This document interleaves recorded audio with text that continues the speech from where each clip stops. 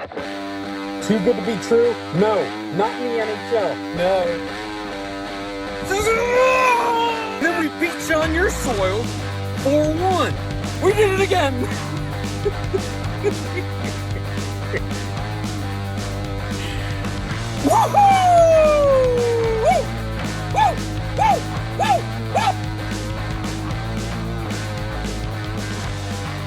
All right, fellas, let's finish this week out strong. It's been a great week.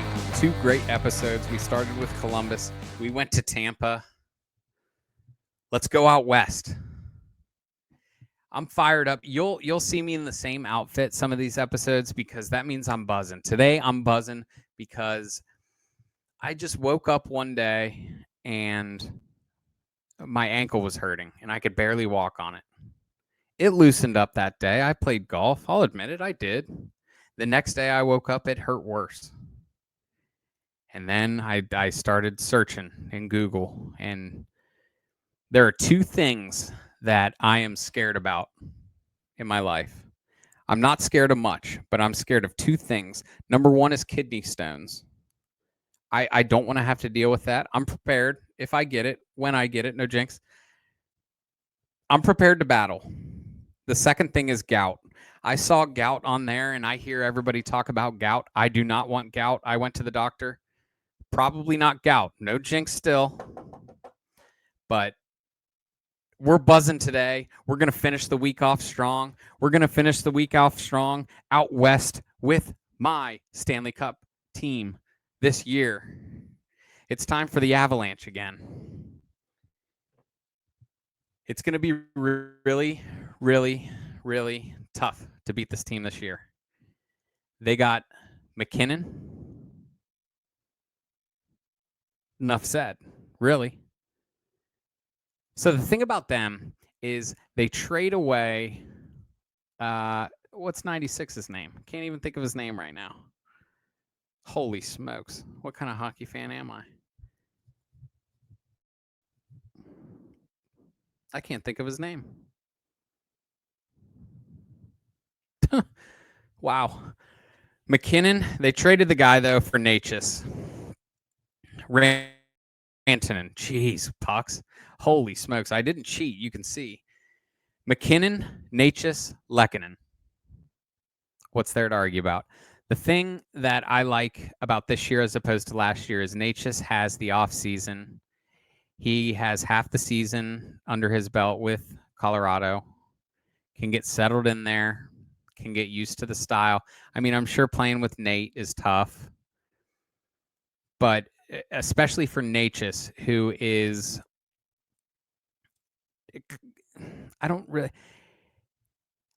he's more of like an ISO player. Like he makes nasty plays by himself and then will dish it off or shoot, be in the right place at the right time.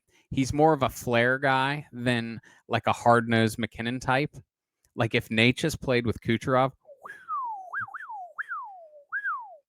I think that would be so good. But that line with Necas' style, MacKinnon's always going to be a dog, and MacKinnon is always going to put the puck on net. MacKinnon was hurt a little bit last year. They're going to get him back. He's going to shoot. They got Landeskog back. Landeskog looked all right in the playoffs last year. They got Brock Nelson halfway through the year. He has half of a season under his belt, getting settled into Colorado. I mean, Brock Nelson, if you told me he's going from the Islanders, a pretty good situation, at least on his line, to Landeskog and Nichushkin, that is unbelievable how they did that. Nichushkin, stay out of the newspapers, buddy. They're going to need that. But we've seen what this guy does. If he's readily available, that's the big X factor with Nichushkin. He just needs to show up to the rink and stay out of trouble. And I'm rooting for him because, boy, is he fun to watch. The top 2 lines are disgusting. You got Jack Drury coming over from Carolina, too. He's a young gun who's going to be good. Skate around, play tough. Remember the season that Ross Colton had at the start of last year? He was tops in the league in points. And then he got hurt. I mean, this team battled injuries all last season and still had a pretty good year. The year that you would forget that they were missing about half their guys for, a little bit of time at least. Drury, Colton, and then I have no idea, but this dude's name is Gushchin, and I like that last name. Doesn't even have a number on Daily Faceoff, but I'm excited to watch this guy. Don't hang out with Nichushkin too much. Just kidding. They got they got Ivan. They got a dude with the first and the last name. It's the same name, Ivan. Parker Kelly's always fun to watch, and then you got Kiviranta. Exciting offensively. Definitely an over team in times. The thing about Colorado, you can't. Now, I know that, for example, like JC, he doesn't like Colorado too much because they're inconsistent. But Colorado is always going to be Colorado. They're always going to play aggressively because of Nate. I mean, Nate doesn't drink during the regular season, just eats protein bars all day.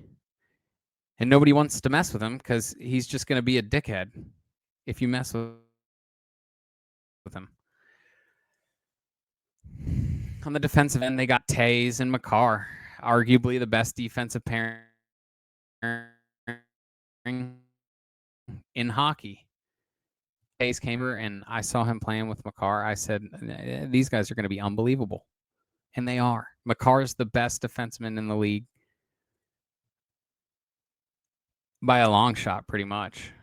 It's going to be tough for Werenski to win a Defensive Player of the Year if Makar stays healthy the whole year.